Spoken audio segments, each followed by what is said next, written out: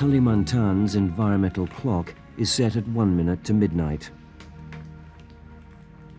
Fierce fires have rolled juggernaut-like across great tracts of land, reducing everything in their path to ash and darkening the sky with suffocating smoke. But this isn't one of nature's curses. This disaster is man-made. It's a full-scale assault led by timber and plantation companies which threatens to destroy an island the world can't afford to lose.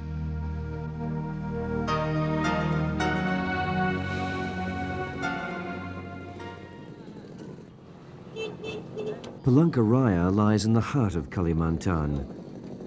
For the past 6 weeks, the people of this remote city, hewn out of the jungle, haven't seen the sun. They've been condemned to live in an eerie twilight, a world cloaked in acrid smog spawned by the surrounding fires. Air services were cut off in August. Now Palangkaraya's isolation is almost complete. At a smoke-filled clinic, the heavy toll exacted by this crisis is painfully clear to Dr. Rustina and her hard-pressed staff. The number of patients seeking their help for respiratory complaints has doubled in just 1 month. Penderita yang batuk, pilek, nyeri tenggorokan, biasanya faringitis, tonsilitis, mereka yang infeksi ini, kelongkongan, biasanya mereka kambuh gitu.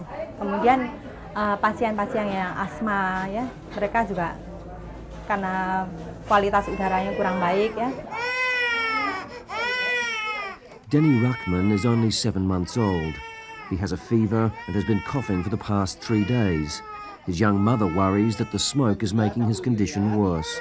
Kalau dia panas dikompres, kompres dia kalau dia tambah panas atau kalau tambah sesak, ya kalau tambah sesak bawa aja ke rumah sakit.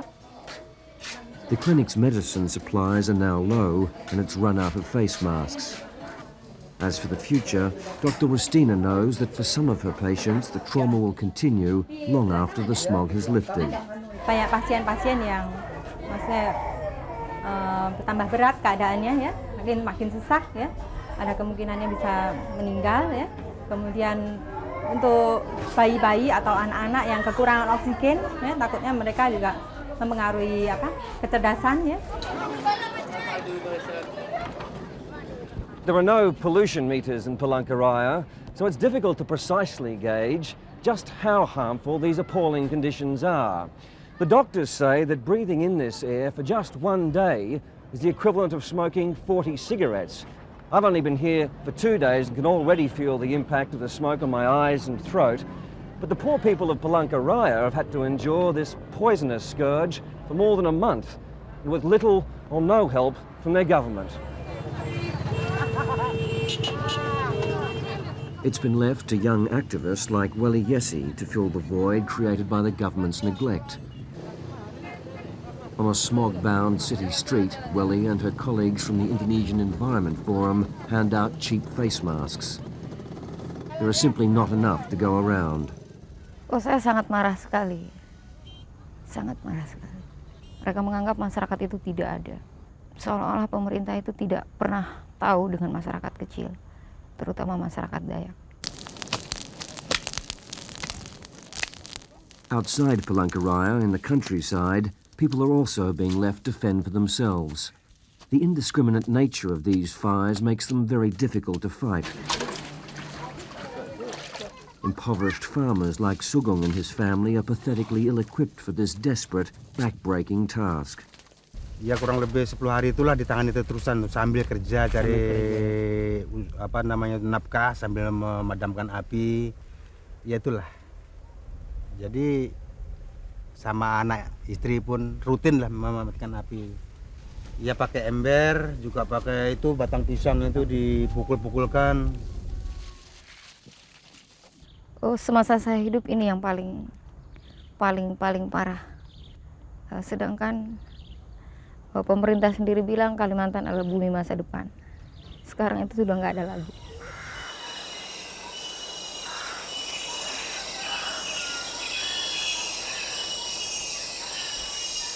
The Kalimantan that's disappearing so rapidly is unique. Its tropical rainforests are the largest in Asia. They're home to some of the world's rarest and most remarkable flora and fauna. More than 3,000 species of trees and some 1,000 species of birds, fish and primates can be found here, including the endangered orangutan and these rare proboscis monkeys.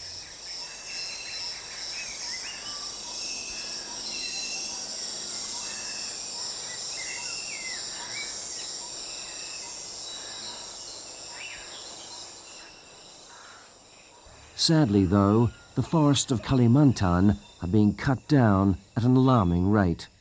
In 1953, we still had about 143 million hectares of forest. Most recent satellite photo in 1993, our forest is only 94 million hectares. So only 11 years, if we calculate from 1982 to 1993, we lost about 2.4 million hectares per year. That's a remarkable rate. Yes, it's scary actually. It's the highest rate in the world at the moment.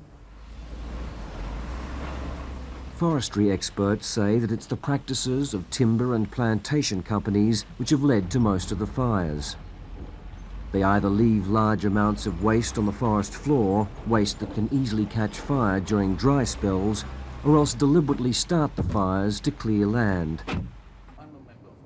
Bob Hassan is Indonesia's timber tycoon and a close confidant and business partner of President Suharto's. He claims the experts have got it wrong. Problem comes from the newcomers. The newcomers, or sometimes you have also roving farmers along the sea or near the river. They just like to have a few hundred meter. They don't have any equipment, so they just cut the tree, and then to clean up the roots where they don't have heavy duty equipment, they burn it. So it will cause a lot of damage if the season, the dry season, is very long. But the Minister for the Environment has quite clearly said that the majority of these fires have been set by plantation and timber companies. He's wrong. I mean, he's wrongly quoted.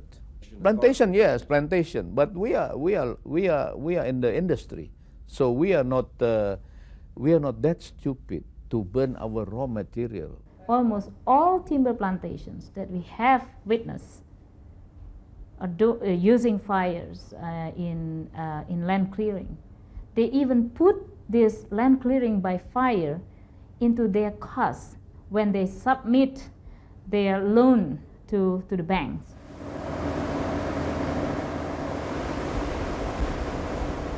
In Kalimantan, fire has been used to clear land for centuries. For the indigenous Dayak people of Borneo, it's a vital tool. Welly Yesi is a Dayak, a member of the Naju tribe. She's taking us downriver from Palangkaraya to visit her family's ancestral home. Untuk menghasilkan hutan yang bagus itu 20 tahun lagi untuk menghasilkan kayu yang bagus. Ya. Tapi sekarang? Ya karena sudah diambil yang besar-besarnya oleh HPH itu.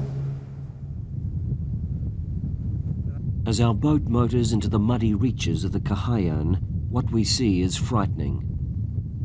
Visibility is close to zero. The river is lined with sawmills, still processing thousands of logs a day. Despite the extreme conditions, they continue to burn off waste and to pump pollution into the air. Finally, we emerge from the smoke to dock at the village of Buntoy.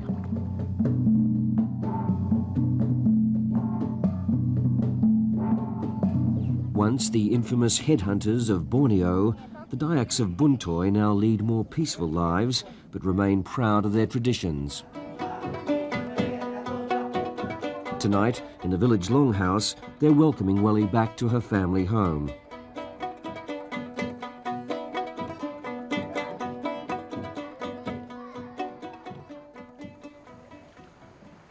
These Dayaks are farmers.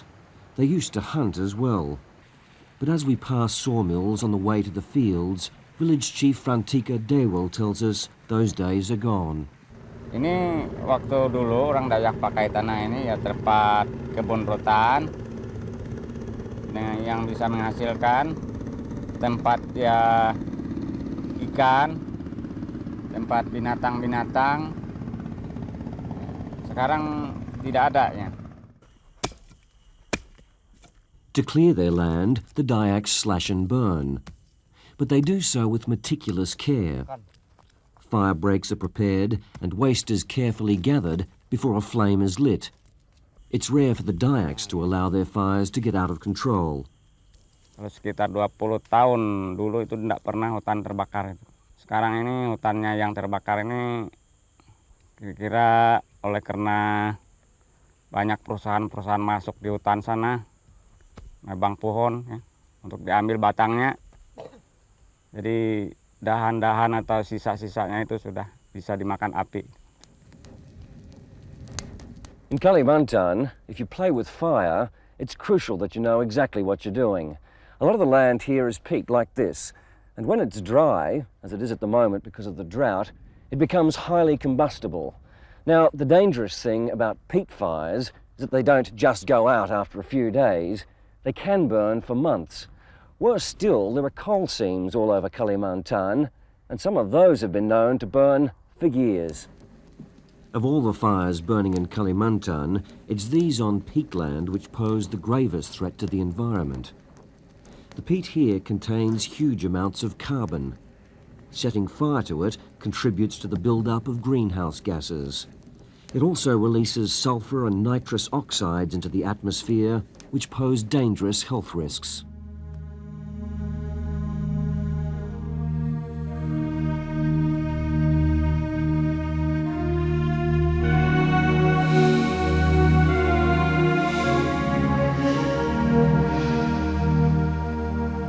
Further downriver from the Dayaks' land, in the city of Banjarmasin, the story is just as grim.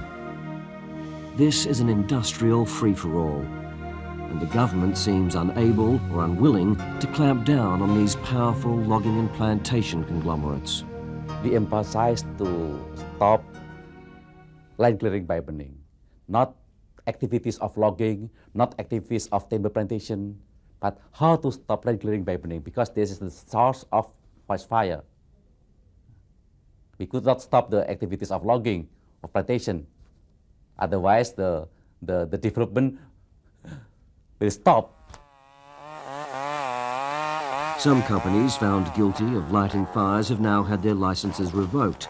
But the biggest companies operating here in Kalimantan are protected by high-level backers in the government and the military.